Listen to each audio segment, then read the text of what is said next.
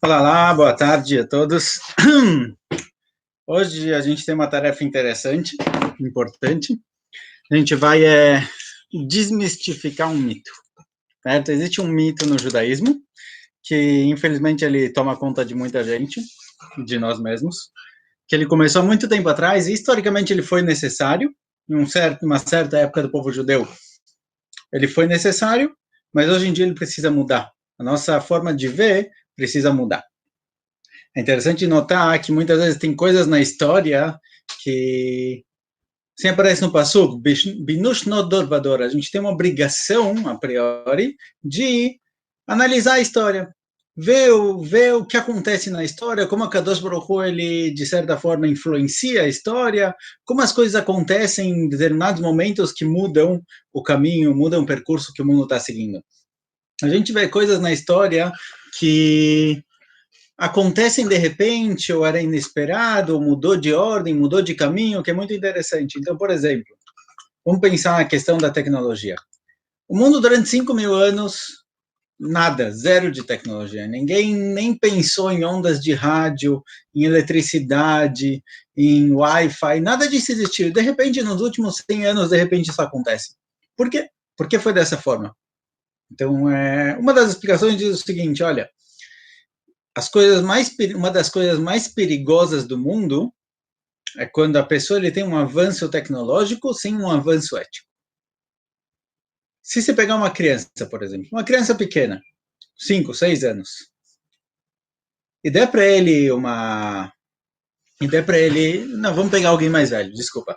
Vamos pegar alguém de 17, 18, 20 anos. E se dá para essa pessoa um lápis. Quanta coisa ruim ele pode fazer com isso? Se ele tem só um lápis, certo?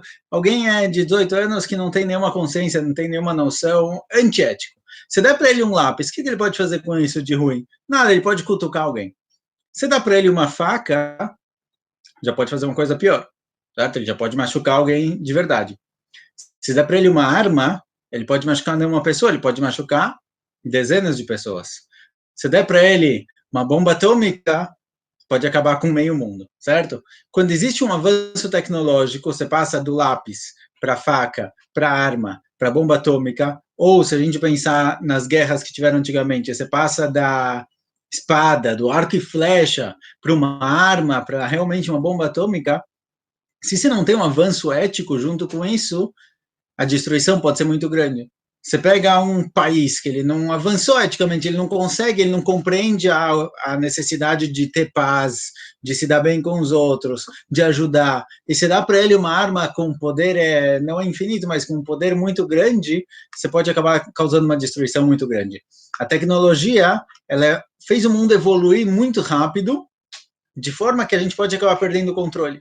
Se o mundo tivesse toda essa tecnologia, toda essa capacidade, 500 anos atrás, na Idade Média, imagina o que aconteceria. Qualquer rei que subisse lá e decidisse destruir o reinado do lado para conquistar tudo, imagina o que ele poderia fazer.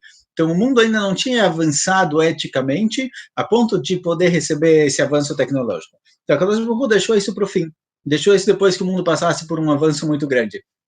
E assim aparece nos Zohar, realmente, que nos últimos 100, 200 anos antes da vinda de Mashiach, a Kadosh Baruch Hu vai abrir Sha'arei Chokhmah. Ele vai abrir os portões da sabedoria. Quer dizer, o mundo vai avançar muito na questão intelectual. E isso daqui teve que acontecer só no fim, depois que teve um avanço ético. Então, historicamente, não podiam saber disso, não podia, isso tinha que estar escondido. Depois isso teve que voltar a aparecer. Assim também falam sobre o mundo da Kabbalah, sobre o Zohar, ele se manteve escondido até que ele chegou numa situação, quando chegou o Baal Shem Tov, chegou a Hassidut, em que isso teve que começar a se revelar. Agora, qual é o mito? Do que eu estou falando? Existe um mito de que a alma e o corpo são duas coisas separadas. De que eu tenho um corpo, eu tenho uma alma, existe uma guerra entre os dois, se é ou esse ou esse. Precisa escolher um dos dois. A verdade é que o Midrash fala, não. O Midrash fala o seguinte, depois que a pessoa falecer, quando ele chegar lá em cima e for ter o julgamento, a Kadosh Baruch Hu vai trazer o corpo e a alma e vai perguntar como vocês fizeram isso, como vocês fizeram pecados, como vocês fizeram coisas erradas. O corpo vai falar, olha, o corpo, o que eu fiz de errado? Depois que a alma foi embora, eu fiquei lá deitado, sem fazer nenhum erro, nenhum pecado. não comi nada proibido, não vi nada proibido, não pensei em nada proibido. Estava lá o corpo deitado, tudo culpa da alma. Kadosh vai perguntar para a alma, alma, o que você diz? A alma vai falar, olha, tudo culpa do corpo. Desde que eu deixei o corpo, sabe o que eu fiz? Eu vim aqui pro Ganeden, eu só estudo Torá, só penso coisas boas, só me aproximo de Akadosh Baruch Hu, todas aquelas vontades mundanas de fazer pecados, de fazer coisas erradas, é tudo culpa do corpo. Desde que eu me libertei do corpo, não fiz nada de errado. O que faz Akadosh Baruch Hu? Ele coloca o corpo e a alma juntos e julga os dois. O corpo e a alma não são separados. Eles são uma coisa só. Essa imaginação, esse mito de que o corpo e a alma são separados, isso daqui vem da Grécia Antiga, de Platão, em que ele acreditava, Platão em português, em que existia o mundo material e o mundo das ideias, que são duas coisas separadas. Mas no judaísmo, instintivamente, todo Yehudi sabe que o corpo e a alma são uma coisa só. Shabbat, você sente e come uma saudade de Shabbat, está alimentando o corpo, mas você está fazendo uma mitzvah. Instintivamente, várias das nossas mitzvot nos ensinam que o corpo e a alma, eles são uma coisa só. O que isso tudo tem a ver com o Kuzari? Porque o Kuzari levanta uma nova questão. O Haver está conversando com o Kuzari sobre os nomes de Akadosh Baruch Hu, e o Kuzari pergunta, olha, eu quero saber o que é Kvod Hashem, Malchut Hashem, vários nomes específicos. E o Haver fala para ele, todos esses nomes são formas diferentes com as quais Akadosh Baruch Hu se revela para os profetas. E a última frase que o Haver fala para o Kuzari é a seguinte,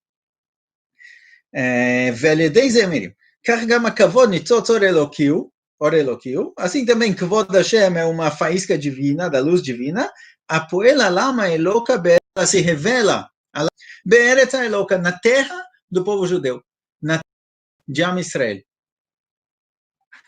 Aparentemente deu algum problema aqui. Não, volta.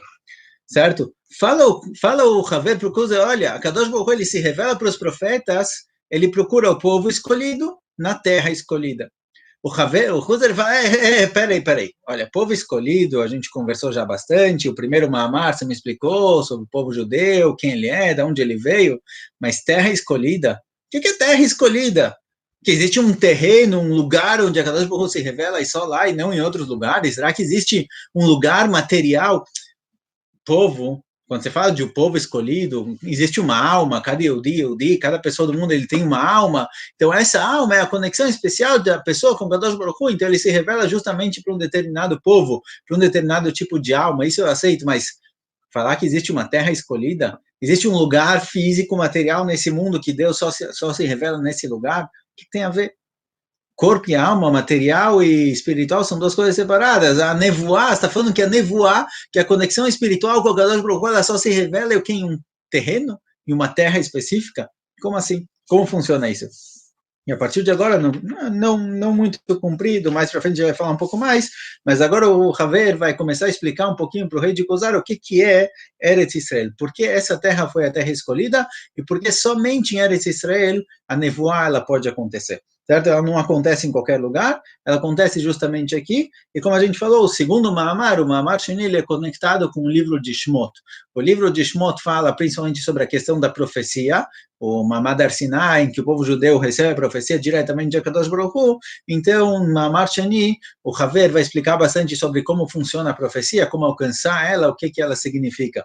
Então, a primeira coisa que ele vai explicar aqui, depois de explicar os nomes de Hashem, é qual é o lugar, qual é a base no mundo, onde essa profecia pode realmente vir a acontecer, que é Eretz Israel. Então, amanhã a gente vai falar um pouquinho sobre Eretz Israel, aproveitando que está chegando em Yom Yerushalayim. Depois a gente vai passar para um assunto bem interessante sobre Kavatarich, sobre o lugar onde o dia muda, certo?